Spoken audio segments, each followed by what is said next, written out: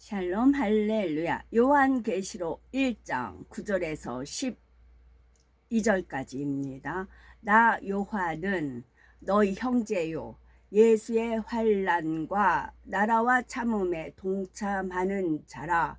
하나님의 말씀과 예수를 증언하였으므로 말미암아 밤모라 하는 섬에 있었더니 주의 날에 내가 성령에 감동되어 내 뒤에서 나는 나팔 소리 같은 큰 음성을 들으니 이르되 네가 보는 것을 두루마리에 써서 에베소, 서머나, 버가모, 두아디라, 사데, 빌라델비아, 라오디기아 등 7 교회에 보내라 하시기로 몸을 돌이켜 나에게 말한 음성을 알아보려고 돌이킬 때에 7 금촛대를 보았는데.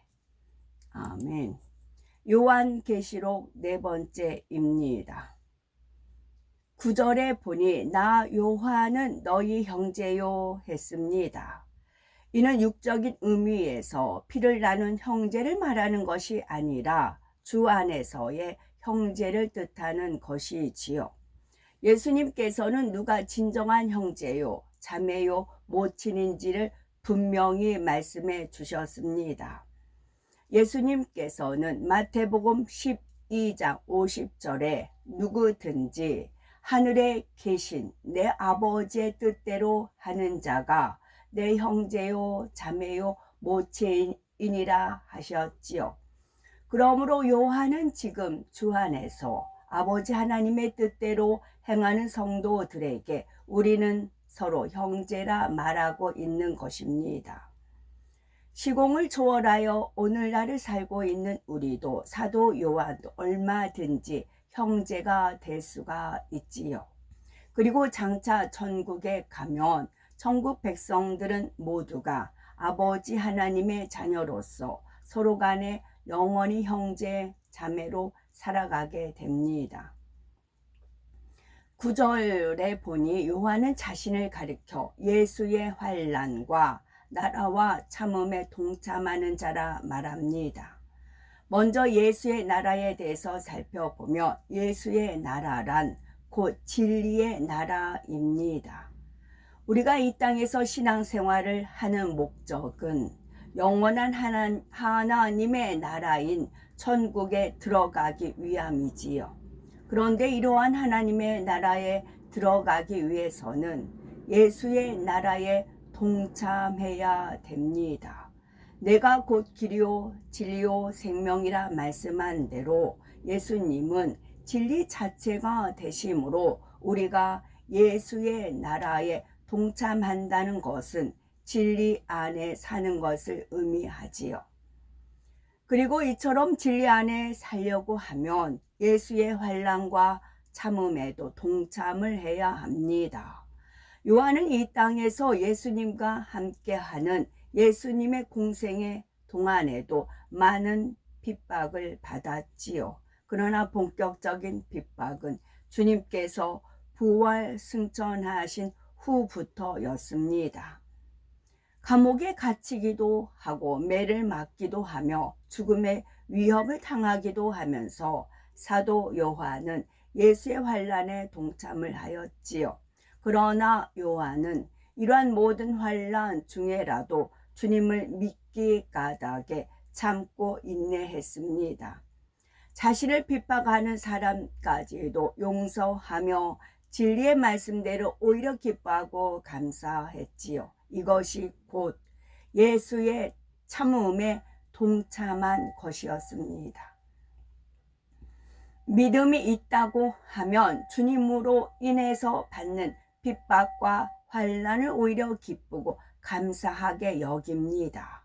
마태복음 5장 11에서 12절에 나를 인하여 너희를 욕하고 핍박하고 거짓으로 너희를 거슬려 모든 악한 말을 할 때에는 너희에게 복이 있나니 기뻐하고 즐거워하라. 하늘에서 너희의 상이 큼이라. 너희 전에 있던 선지자들을 이같이 핍박하였느니라 말씀한 대로이지요. 그런데 어떤 사람들은 주를 믿음으로 인해서 핍박을 받으면 전능하신 하나님께서 왜 하나님의 자녀들을 지켜주지 못하시느냐, 핍박하는 악한 사람들을 다 멸해 버리시면 되지 않는가, 이렇게 말을 하는 경우들이 있습니다. 그러나 주의 자녀들이 핍박과 환난을 받는 것도 하나님의 뜻과 섭리 가운데 허락된 것임을 알아야 하지요. 이것을 통해서 오히려 복음이 더 널리 전파되고 개개인의 신앙도 성장할 수가 있다는 사실입니다.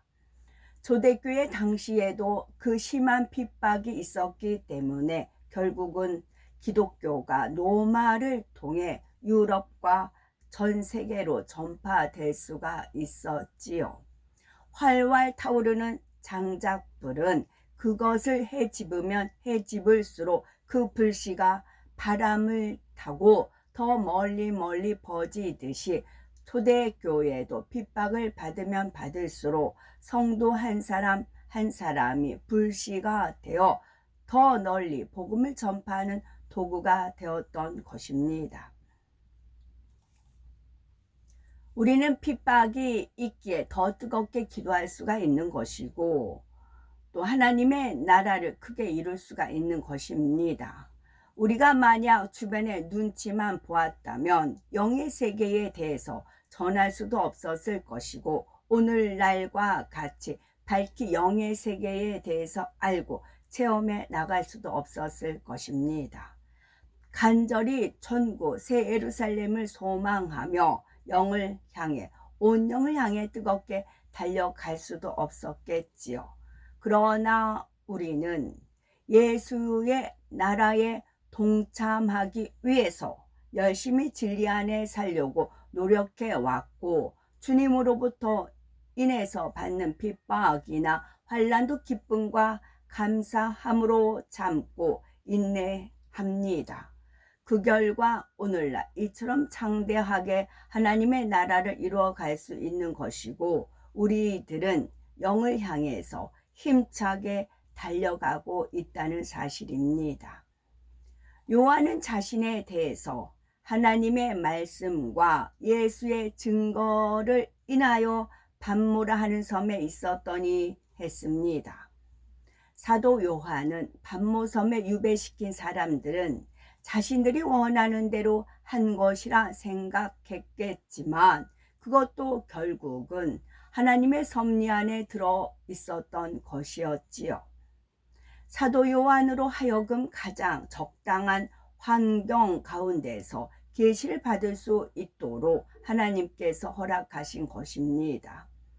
그러므로 사도 요한이 반모섬에 유배된 것은 계시를 통해 하나님의 말씀과 예수님에 대한 증거를 밝히 나타내기 위함이었지요.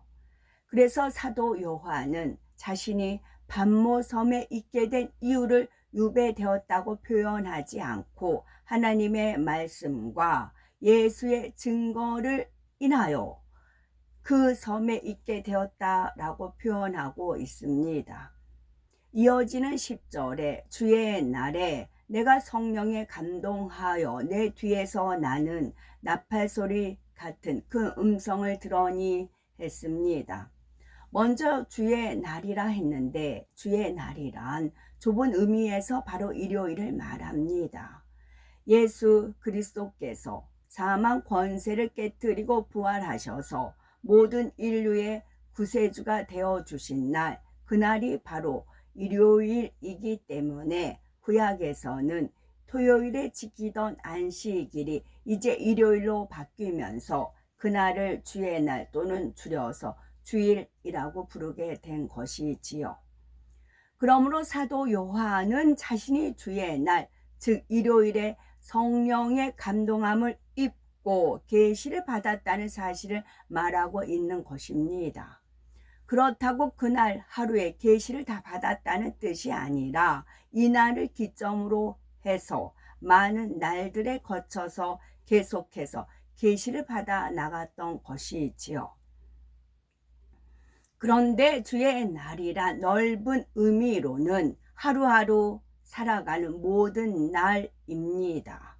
진리 안에 온전히 사는 사람에게는 꼭 일요일만이 주의 날이 아니라 늘 주님과 동행하며 교통하는 매일매일이 다 주의 날입니다.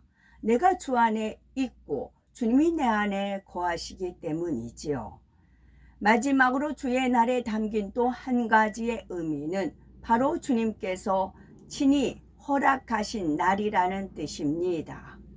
모든 일에는 가장 알맞은 때가 있기 때문에 우리 편에서 원한다고 해서 무조건 아무 때나 교통할 수 있는 것이 아니라 주님께서 보실 때 가장 적합한 때를 택하시지요. 더욱이 사람 편에서도 준비가 되어 있어야 하므로 모든 것을 다 아시는 주님께서는 가장 합당한 시점을 택하신 것이며 그때가 바로 주의 날이 되는 것입니다. 요한은 이렇게 주의 날에 성령의 감동을 입어 계시를 받게 되었는데, 그렇다면 성령의 감동함을 입었다는 것은 어떤 것일까요? 성령의 감동을 입는다는 것은 아버지 하나님의 근본된 공간에서 흘러나오는 것을 직접 느낌으로 아버지 하나님의 마음을 깊이 있게 깨닫는 것입니다. 이는 곧 아버지 하나님의 근본된 공간에서 나오는 아버지의 온전하신 선과 무한한 능력을 느낀다는 의미가 되는 것이지요.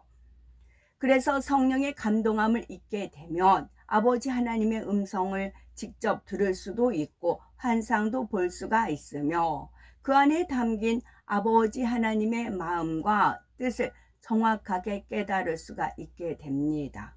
예를 들어서 환상을 본다고 할 때 단지 보고 듣는 것으로 끝나는 것이 아니라 마음의 느낌이 함께 전달되면서 아버지 하나님의 깊은 마음이라도 깨달아지지요. 토요일날 광화문에서 이스라엘 집회 있을 때 바람도 불어주고 햇빛도 이제 내려쬐어요. 거기서 제가 그 찬양에 맞춰서 이스라엘 그 하디바크가 이스라엘 그 애국가하고 우리나라 찬송가하고 맞춰서 워십을 하는데 시원한 바람도 불고 따뜻한 햇빛도 있었어요. 그러면 해에서 부르는 해풍이 있고 바람이 부는 그런 바람이 있어요. 두 개 합하면 무엇이드냐, 아버지 하나님께서 그러시는 겁니다.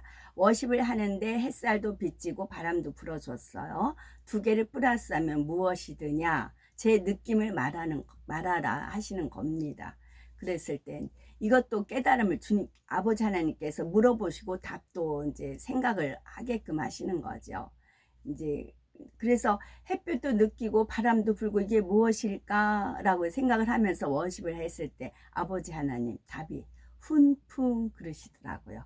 훈풍 그러시더라고요. 훈훈한 바람 이것이 훈풍이다. 그렇게 이런 것이 성령의 감동함을 입었을 때 아버지 음성을 듣는다. 그런 이제 계시를 받는다라고 하는 거지요. 이것이 훈풍 그러시더라고요. 그리고 또 하나, 그러면서 이제 온몸을 이제 몸 찬양 그러잖아요. 온몸을 바쳐서 이제 워십을 이렇게 하는데 아버지 하나님께서 이것이 바로 산 제사니라 그러시더라고요. 산 제사니라. 신령과 진정으로 산 제사 드리죠. 이것이 바로 산 제사니라 그러시더라고요. 성령의 감동을, 이것이 성령의 감동을 입은 겁니다. 성령의 감동을 입으면 하나님의 깊은 것이라도 통달하시는 성령의 역사를 체험함으로 아버지 하나님의 마음까지라도 깨달아지게 되는 것입니다. 이 아버지 하나님의 마음을 깨닫는 은혜를 주신 겁니다. 훈풍이고 또한 산제사라는 아버지 하나님의 마음을 알려주셨지요. 또한 이때는 아버지 하나님의 근본된 공간 안에 들어가 있게 되므로 어둠의 세력이 방해하지를 못합니다. 바로 이런 상태에서 하늘로부터 비밀한 일들과 영계의 깊은 계시를 끌어내릴 수가 있다는 사실입니다. 그렇지만 성령의 감동함을 입었다 하여 누구나 계시를 끌어내린다는 의미는 아니지요. 성령의 감동함을 믿음의 1단계에서부터 5단계에 이르기까지 어느 단계에서든지 체험할 수가 있습니다. 그렇지만 각각의 믿음의 분량에 따라 성령의 감동함을 입는 정도는 다르지요. 능히 하나님과 교통하며 계시를 끌어내리려면 믿음의 4단계 이상의 성결의 차원에 들어가서 성령의 감동함을 입어야 합니다. 계시를 받기 위해서는 나의 생각이 없어야 하고 자기적인 것이 철저히 차단되어야 하지요. 자기 생각이 많고 자기적인 것이 많아요. 육신의 생각 그대로 가지고 있어요. 그러면서 계시를 받았다고 말이 막 나가는 경우가 있잖아요. 다 자기 생각 속에서 말을 내는 그런 말들인 것이죠. 거짓된 것이지요. 그러므로 성결의 차원에 이르러서야 비로소 계시를 받을 수 있는 준비가 되는 것이며, 그러면서 동시에 얼마나 부르짖어 기도하면서 불같은 기도를 올리느냐에 따라서 성령의 감동함을 입는 정도가 달라집니다. 더 깊은 영의 차원, 즉 온영의 차원에 들어가면 그때는 늘 성령의 감동함을 입고 살게 되지요. 물론 온영의 차원에서도 부르짖어 기도할 때 더 깊은 감동함의 차원에 들어가지만, 이때는 설령 기도하지 않는다 해도 평소에 늘 성령의 감동함을 입은 상태입니다. 이처럼 성령의 감동함을 입은 사도 요한은 자신의 뒤에서 나는 나팔 소리 같은 큰 음성을 듣게 됩니다.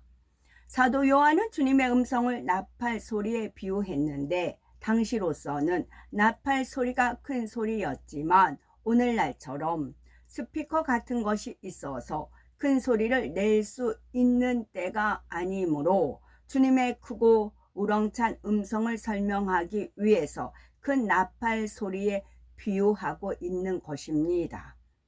또한 주님의 입에서 나온 말씀이기 때문에 입에 대고 부는 나팔에 비유한 것이지요.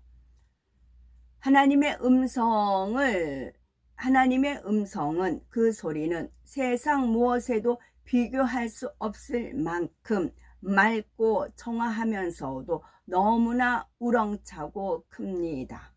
한번 들으면 잊을 수가 없는 음성이지요. 주님의 음성도 마찬가지입니다. 그런데 왜 사도 요한은 이러한 주님의 음성이 자신의 뒤에서 난다고 한 것일까요? 이는 마치 어떤 것을 위해서 줄을 서서 기다리는 것처럼 주님께서도 바로 뒤에서 기다리고 계셨다는 듯이 때가 되어 말씀하고 계시다는 의미입니다.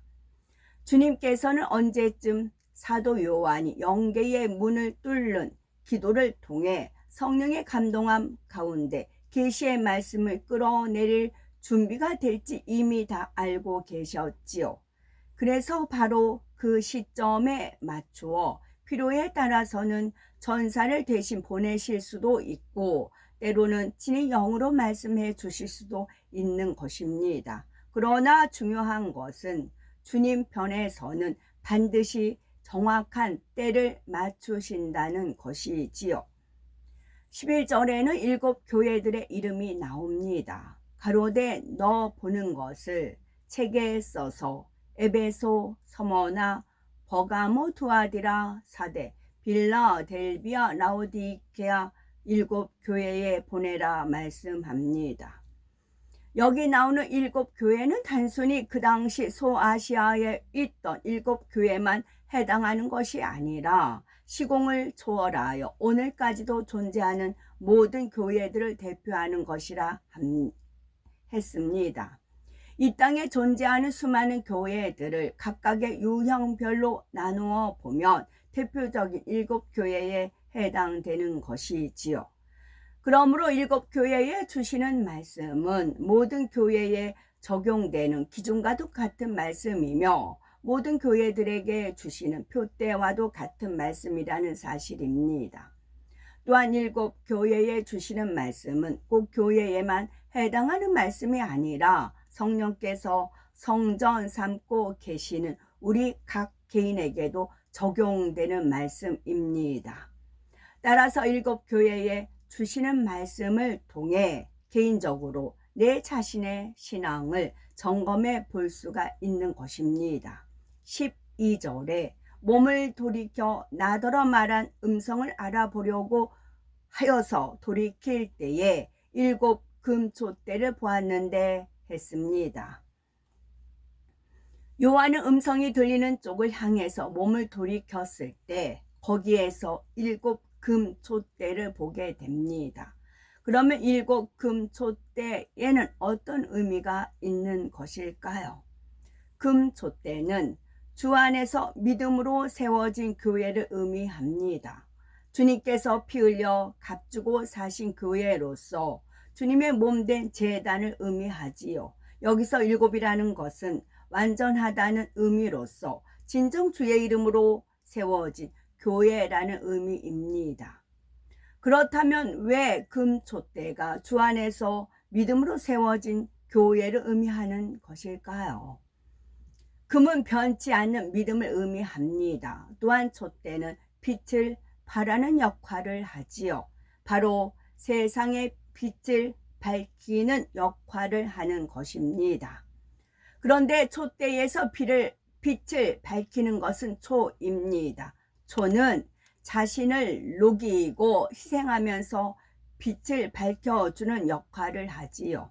그러므로 이러한 초와 같이 자신을 희생하며 세상을 밝히고 진리 가운데 인도하는 역할을 하는 것이 바로 교회인 것입니다. 촛대에서 발산되는 빛의 밝기가 저마다 다른 것처럼 주 안에서 믿음으로 세워진 교회라 할지라도 각각 그 빛의 밝기가 다릅니다. 그러므로 촛대에서 나오는 빛의 밝기는 각각의 교회들이 얼마나 성결되어 주님의 마음을 이루었는가를 나타내는 척도이지요. 그렇다면 촛대에 있는 초는 무엇을 의미할까요? 초는 바로 진리를 의미합니다.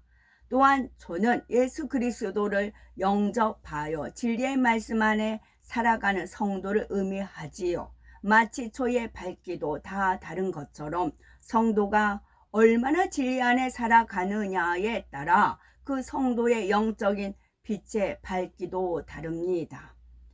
진리를 더 온전히 행하면 행할수록 마치 초가 더 많이 타면서 밝아지는 것처럼 각 사람에게서 나오는 빛도 더 밝아지게 되는 것입니다. 그리고 이러한 성도들이 모인 교회 역시 성도들이 얼마나 진리 안에 살면서 빛을 밝히고 있느냐에 따라 교회 전체에서 흘러나오는 빛도 달라집니다. 그러므로 초가 환하게 타고 있는 금촛대는 결국 주 안에서 믿음으로 세워진 교회를 의미하는 동시에 성령께서 성전 삼고 계시는 성도 개개인을 의미하는 것이라 할 수 있는 거지요. 그러나 본문에서 사도 요한이 본 일곱 금촛대는 바로 일곱 교회를 상징적으로 보여주는 것입니다. 13절부터는 사도 요한이 보았던 우리 주님의 모습을 표현하고 있습니다. 물론 사도 요한은 이 땅에서도 주님과 3년 동안을 지내면서 친히 배웠기 때문에 주님의 모습을 잘 아는 사람 중에 한 명이지요. 하지만 사도 요한이 예전에 보았던 주님의 모습은 어디까지나 육을 입고 계신 모습이었습니다. 그러나 육을 입고 계시던 주님의 모습과 지금 영광 중에 계신 주님의 모습과는 많은 차이가 있다는 사실입니다. 단적인 예로서 예수님께서 죽으셨다가 사흘 만에 부활하셨을 때 제자들은 물론이고 막달라 마리아를 비롯한 여인들도 주님을 알아보지 못했던 것을 알 수가 있지요. 그런데 지금은 그때와는 또 다른 상상할 수 없는 영광 중에 계십니다. 사도 요한은 바로 이러한 주님의 모습을 지금 보면서 설명해 나가는 것이지요.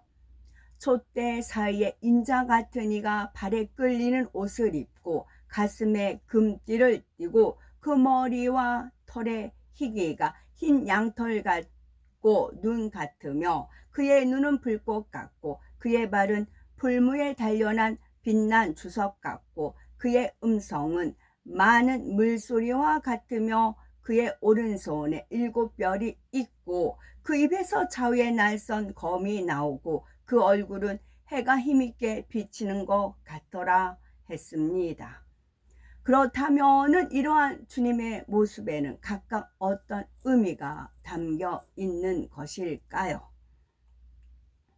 만약 하나님께서 이 세상에 있는 모든 교회들을 그 빛의 밝기에 따라서 세우신다면 어떨까요? 물론 여기서 빛의 밝기란 육적인 밝음이 아니라 영적인 의미의 밝음, 즉 얼마나 진리 안에서 행함으로 영적인 빛이 흘러나오는가를 말합니다.